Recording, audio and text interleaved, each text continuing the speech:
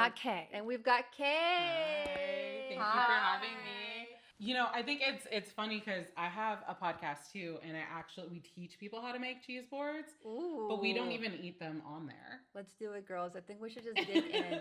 Okay, so without further ado, the Discotechs are in Pasadena. We love Pasadena because Irina lives here. We love Pasadena because it's just an amazing place to be. We're meeting founders, entrepreneurs, business owners in Pasadena, just hear their stories. It's a really interesting time for the city. The reason we're doing this is that there are just a lot of really, really interesting people building and rebuilding. And I think the world wants to hear it. Thank you so much for coming on board. And let's just start. Tell us your story. I know it's so big. Yeah. No, like we have so much to do while you're talking. So please tell us your story. I mean, so I own Neighbors and Friends. Where is it exactly? It's Give it in address. Old Town. In Old Town. So 88 East Union. It's on the corner of Union and Raymond. But I actually started my business with our catering company, Stems, and we opened March 2020. Oh, wow. Which Perfect timing. A perfect time to open. It was literally my mom, myself, and my grandma, and we opened it together. My grandma was a floral designer. She also worked at a church for like 30 years, and my mom worked in catering, and I'm a sommelier. So I was like, oh, you're a som. Yeah, so that's where the name Stems came from, because she Wine had is stems coming and after flowers. the podcast. Yes. I know, that's what I forgot to bring. It's okay. Next time. Wine was, you get stems from the glasses, the flowers, you get, stems, and then food, of course, there's always stems, right? And so that's where it started. And 2 weeks later, like our whole goal was to teach people how to entertain at home. And I don't think we realized like how important that was actually going to be leading like after the pandemic. But how would you have? But what an amazing timing. It was great timing for that. It just was horrible timing to do things in person. So we started doing wine tastings virtually. And it was just like a easy transition for myself. My mom and my grandma were like, we're going to take a break. My grandma never came back. She took a break. My mom works with me now, but my grandma, after the pandemic, she was like, I don't think I want to like travel and like do all of the things. So is she traveling? Oh, she travels all the time. Oh my God, lucky she loves grandma. to travel. My mom travels a lot more than she used to too. But she does help with the business. And then from there, we just kind of we started doing wine tastings, and then people started asking for like food. So I started making cheese like boxes, not realizing that like that was going to become the base of my business. Yeah. And from there, it's like we built a 7-figure company with cheese. Like, congratulations. That is amazing. Yeah. Well, not just cheese. Well, yeah, there's more to it now. There's a lot of products but and there's a lot of things you guys offer. But is wine, like, do you sell wine bottles too? we don't sell wine. Not yet. We are in the process of opening a new location called Neighbors and Friends Kitchen. Where? It's in South Pasadena. Okay. We're actually doing a whole series on Instagram, like 90 days to opening. Today is day 44 to Where is opening. that? Day 44. It's on the corner of El Centro and Diamond. Okay. It's about like 5 minutes from my home, and I like kind of grew up in South Pasadena. My grandparents grew up Where are in you South from? Pasadena. Like, I mean, are you like generationally, like how? Generationally, Pasadena. Pasadena, yeah. But my grandparents lived in South Pasadena. My mom was a single parent. I spent a lot of time with my grandparents. So I was in South Pasadena a lot growing up. So it feels like I'm home. And it's interesting because South Pasadena, even though it's so close to Pasadena, has a very different dynamic. Very different. Super community oriented, a lot more diverse than when I was growing up there. Interesting. Which is really, really nice. Being half Black and Italian is like, it's so nice seeing so many different types of like kids in the school where it wasn't really that diverse growing up. Pasadena was white, just confirming, right? Pasadena's interesting, right? Pasadena is interesting. I do feel like it's a very diverse kind of, melting pot of sorts. And it depends on where you're at. Right. Because Altadena is historically one of the, like, it's known for its Black, like, roots. And like middle class. a lot of, like, Black and brown families. Pasadena, you have a ton of, white people, but you also have a huge Armenian population, Middle Eastern population here. You have a lot of Black people who live here too. You have Asians now that are really starting to like God, I come love, from like the San Gabriel Valley. I feel Yes. like it's super diverse. It's just And the different. schools are diverse as well, which is very cool. Yeah. You have kids, right? I think you guys have kids the same age. Yeah, I have a 6-year-old and a 9-year-old. Okay, I have a 9-year-old and an 11-year-old. It's an interesting time. Yes. I have a boy and a girl. What about What you? school? Boys. They Two go boys. to AV. Okay. Which is in South Pasadena, Okay. Arroyo Vista. Okay. I have so many friends who have girls. I have a and girl. My daughter is just, she's different. How so? I wouldn't know.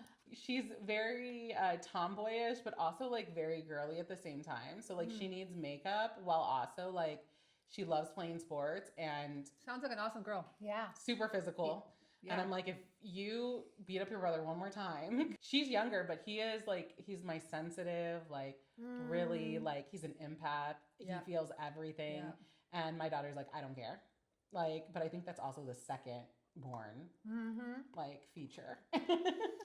So you have quite a few businesses. I do. I have too many. Okay. That's how I feel. Are I'm you like, an owner of all of them? Are you the CEO, founder, president? I am right Number now. one. But if I'm going to be completely honest, I would love if we found other people to help and take over certain aspects. We found is one of those things that you can send into the universe. My first question to you is, what are you doing to find those people? You know what's interesting? I think that a lot of the people probably already exist in my business, and it just comes, and they partly are working with our business.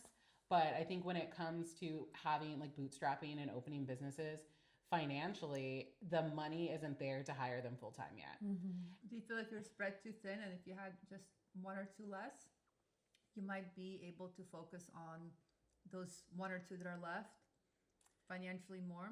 Yeah, you know, I do think Just that throwing things out there. Just no, to see what I love sticks. it. I love it. I think it's so interesting because they all work so All in sync profitable? with each other. They're all profitable. Congratulations, that's amazing. But they're also in sync with each other that it's really hard to eliminate one. And I would say that we have 5 businesses, but they all really feel like one.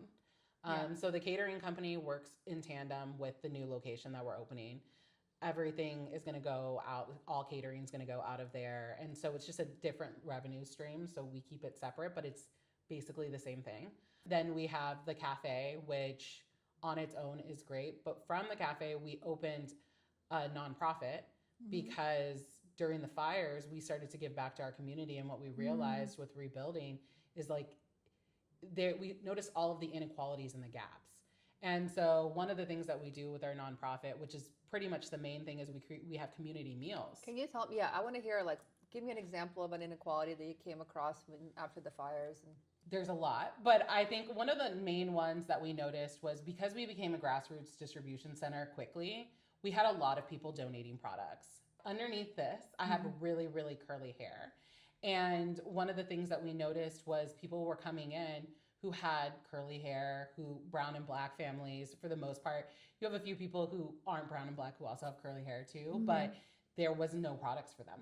Everything that was brought was for just like White basic hair. products. Yeah. That was one of the number one things that came to mind when we were first doing this was like, what, or even makeup. So many people were donating makeup, and then we would have people come in and there was nothing that was black, or you would have one tone, right? And so That's so funny. It's also interesting because there were a lot of high-end donations, right? And it's like but I don't know how practical a lot of the donations that were coming through were.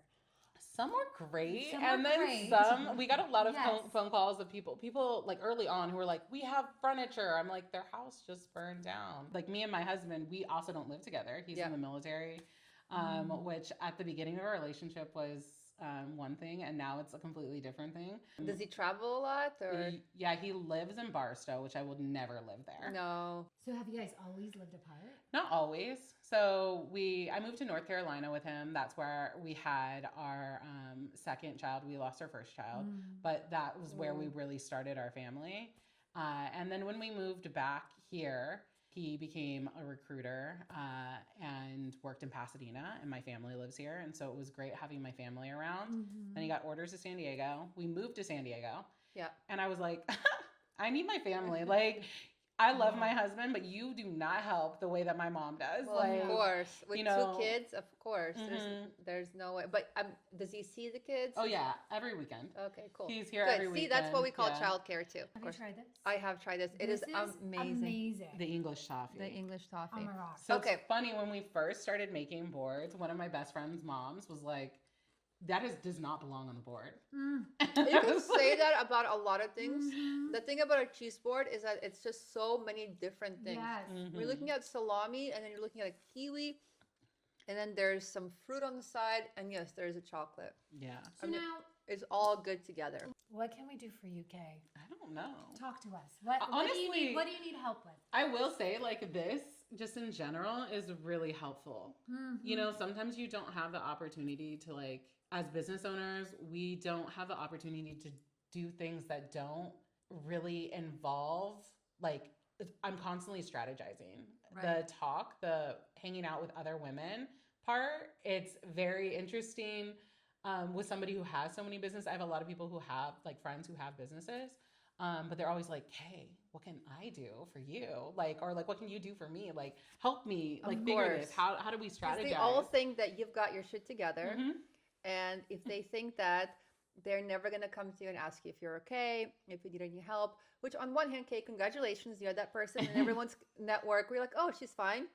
That's what they think to themselves, and they would never come to you and ask you if you need any help. I recognize that in myself too. I'm that person for many of my friends. No one's ever come to me and said, hey, are you okay? Like, what's going on with you? Like, what's up with you? Anytime someone reaches out to me, it's very often like, okay, I've got this problem. Can you help? Can you connect me to this person? So I can give you one little bit of advice that I've just done myself about 6 months ago.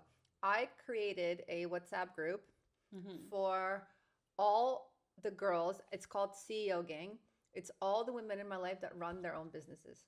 We talk about business stuff in this group. It's only about business stuff. And it's super refreshing to talk about business with other women, because usually we're talking about makeup or boys or let's go have brunch. This is strictly about business, and we are loving it. I am starting to wonder why I have not been invited to this group, Anna. Here's the reason why. Yeah, tell me why. I live in Miami, and it's strictly for women in my neighborhood in Miami. As you know from this podcast, we're meeting people in Pasadena.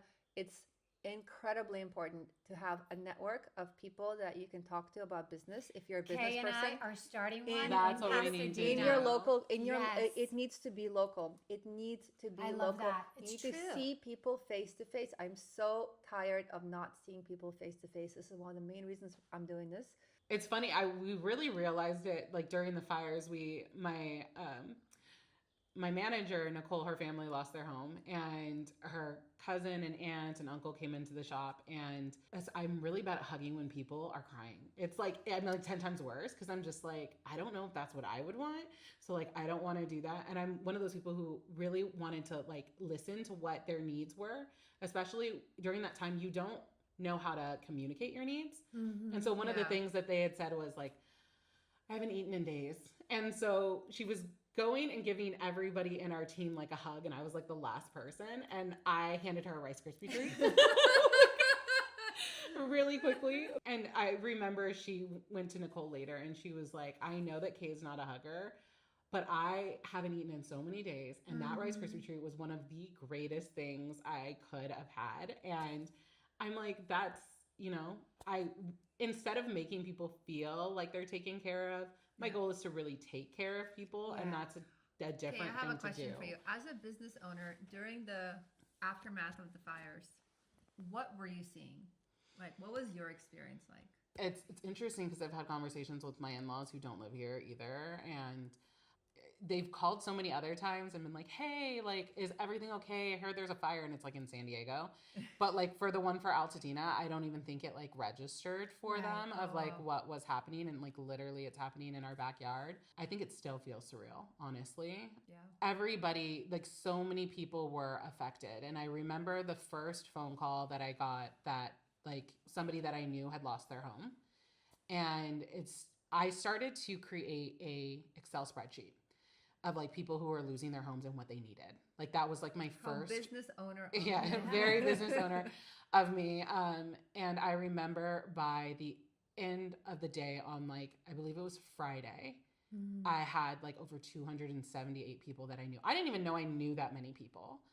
And at that point, it was like, there are so many people and these are all of their needs. How do we take care of people as quickly as possible?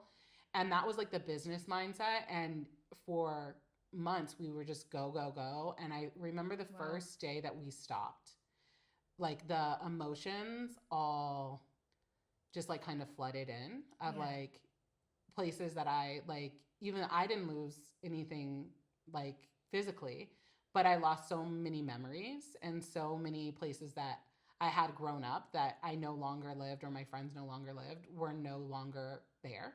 How is it now a year later? Well, it's rebuilding. It's still heavy though. How are these people coping? You know, we talk a lot about mindset with Irina. Like, what's their mindset? How are they managing? I think it really depends on who I'm talking to and what the day is. So there will be times where I talk to like one of my like good friends lost a home and she's like, oh, it is what it is, you know? And then, you know, the next thing I know, I'm like at her home and she just has like a moment of like, she's staring off into like the distance and you start to realize that like, there's like simple things, especially like right after the fires, she was pregnant. And I remember going to her house and I'm like the new home that she was at. Right. And I'm like, we need to put things away. We need to like do this. And I'm like in go-go mode. And I realized that like, that's not what she needed in that moment, which is hard because she's the planner. She's the one that like, how did you realize that's not what she needed? She wasn't moving, you know, she was just, there was like a moment, like she doesn't from like people see me thriving all the time. So they don't see when I have like those moments of like sadness and I don't really show that. I like put a wall up. When you're so beaten down or feeling like so hopeless, it's hard to hide. And so I think for her, it was just the moments of like just sitting there and just like everything's happening around her, but she's just not moving. And as the business community in Pasadena, do you feel like there's been something different? Do you feel like, did you see like a movement to come together? Initially, yes, so much for the first like 6 weeks to 8 weeks. Then I think the reality of things started to set in. There's the person that I was talking about owns a nonprofit called Mama Made, and it's specifically for mom business owners. Oh yeah. Right before, they would have a meeting every Tuesday night, or not every Tuesday, one Tuesday of every month. And there was like 30 to 40 people that would go to these meetings. And now it's like 10. And you just kind of it feels different. People want to be in community, but like everybody's trying to survive.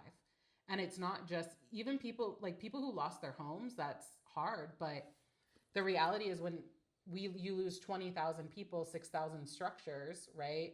People are moving, people are leaving. The economy is shit. Like I'm like, can we? We can. But I think like now we're with a bunch of business owners and some of them, their businesses didn't survive. Not because they lost physically, but because their clients lost physically, right?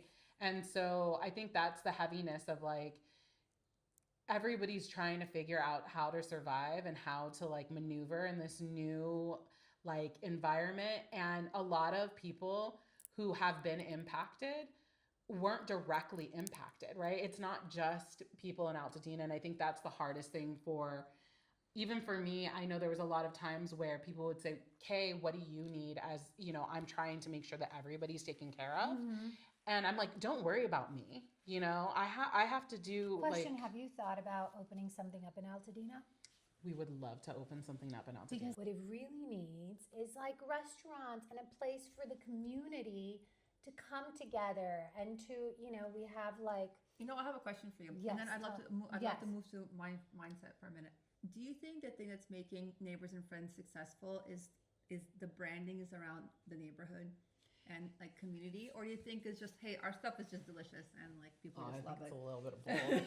But does that angle of community, does that get people? Because I know people are watching us probably thinking like, hey, I want to build a restaurant. Like, what angle do you think works I'm like, I mentor people who are opening restaurants, and I'm like, don't do it right now.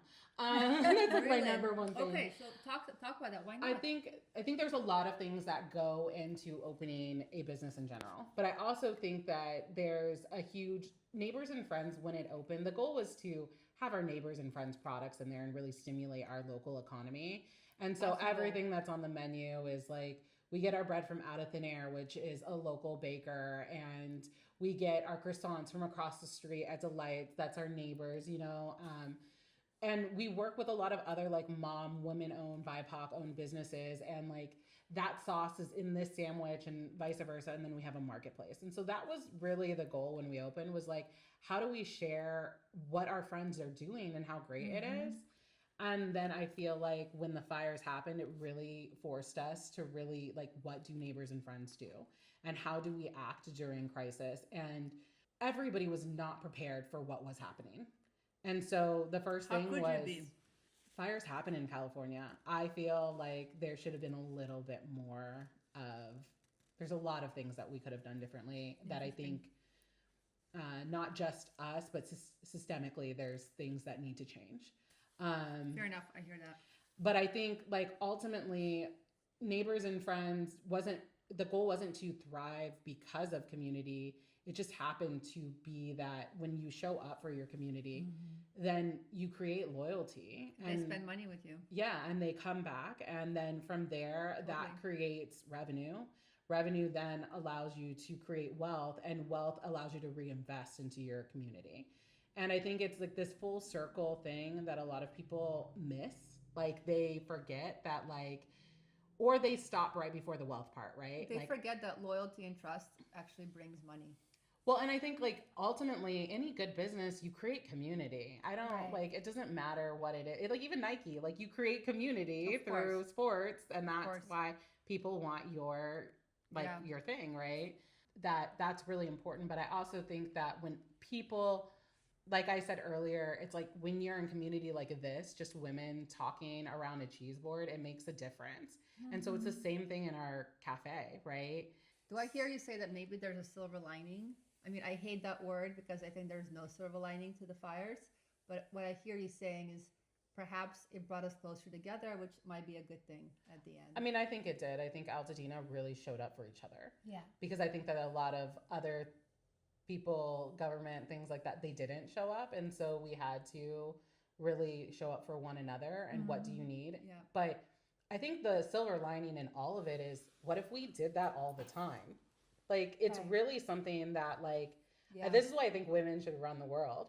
Because women as caretakers, we always, how do we help? What can I do? How can I help you? Like, that's what we do. Yeah. Well, if we all just kind of led with that, what a different world we would be in. One more comment, and then I'd love for you to jump in with mindset.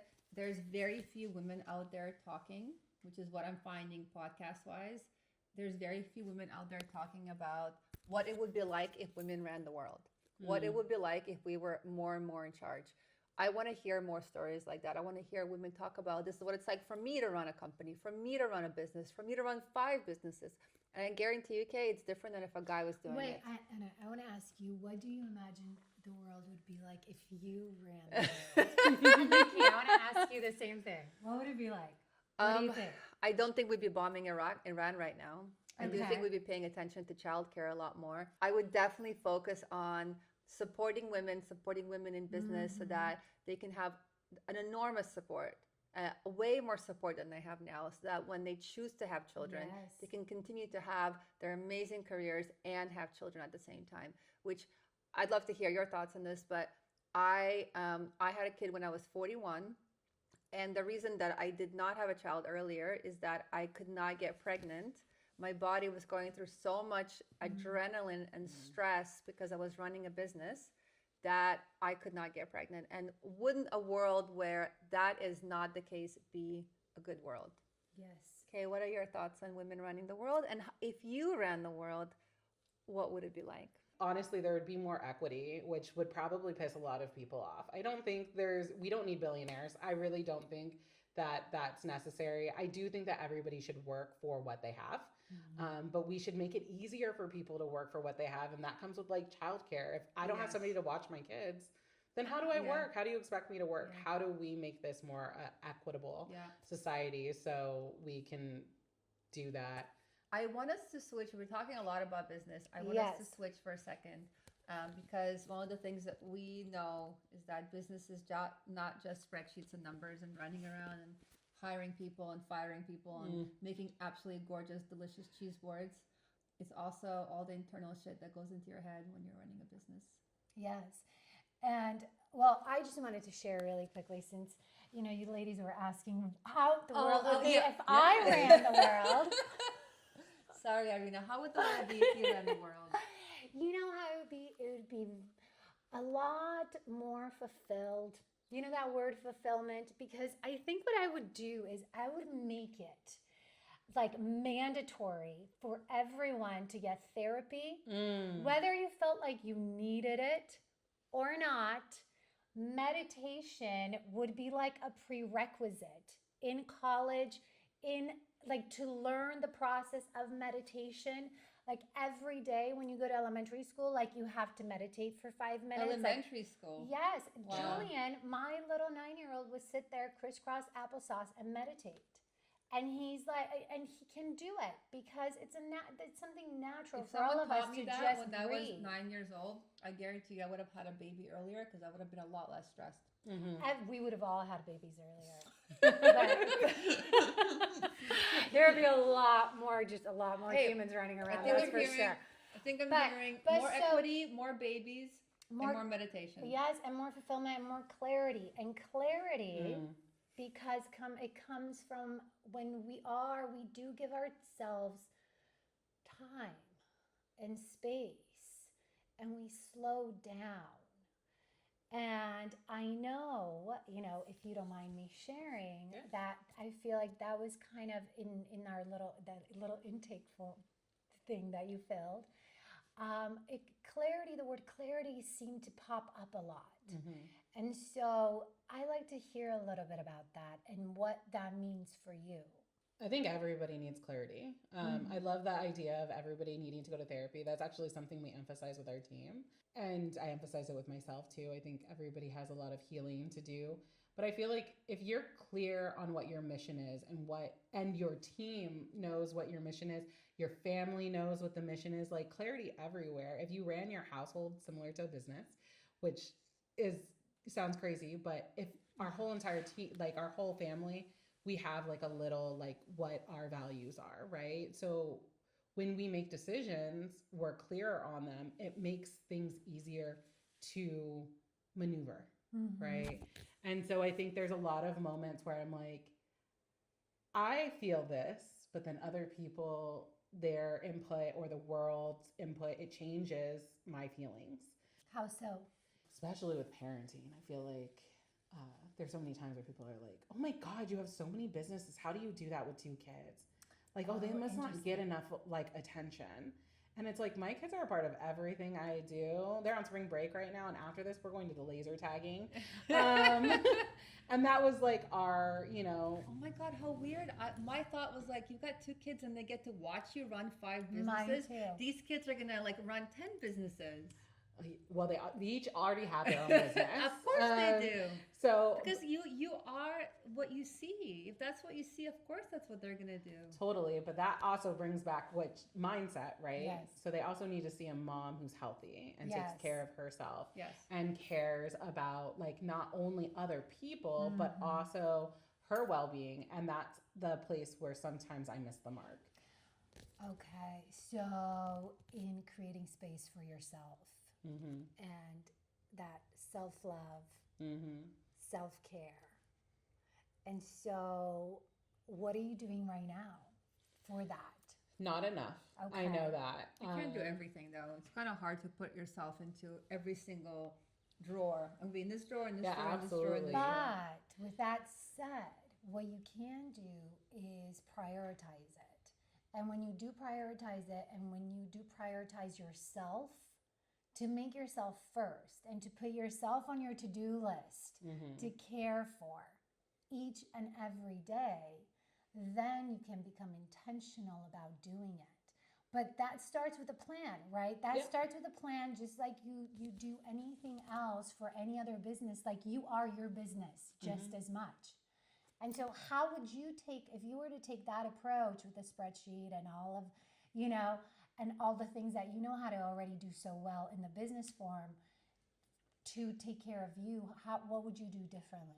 So it's so funny because I teach this. So it's like, I think That's like when it so comes to funny. business, I think you can't have a business without proper mindset. Like Right. that's the first and foremost thing. And so I always tell everybody you have to have 3 non-negotiables and you have to be very, very strict with those 3 non-negotiables. So one of my non-negotiables is I don't work before 10 a.m. Well, I do every single day. So I need to be better about not doing that. What are your other 2? The other one is making sure that I get outside to walk. I hate walking, like with a passion. It's funny because when I met my husband, I was like a size 5. I worked out all the time. We lived by the beach. And I went to the gym like 4 hours a day. And I never walked. We lived by the beach. I would like put me on a bike. I do not want to walk anywhere. I hate it. But I've learned as I get older, one, my body is not the same as it was when I was in my 20s. But walking actually grounds me. And so getting Do you walk outside, with headphones or just I walk? don't. And I do that on purpose. Yeah. Like no headphones, cell phones on me just because I always need it. But my goal is not to you don't get to pick it up. Like it's there if there's an emergency or something You're like happens. present in the moment and taking it all Can in. I ask you if you walk the exact same path? I do. I walk my kids to school in the morning. And that's not really that's not my time at all. That is very much their time. Yeah. But isn't that funny how like it just kind of comes back to being about the kids and the walking, like, but that's not you taking a walk with yourself for yourself. Well, that's after I drop tell them us about off, yeah. So after I drop them off, there's 2 paths that I can take. So one path is on this street that has like these big, beautiful houses. The street's called Grand, and that is where I'm going to live one day. Yes. And so I walk that street because it reminds me that like this is like I live a block from this. It's obtainable, right?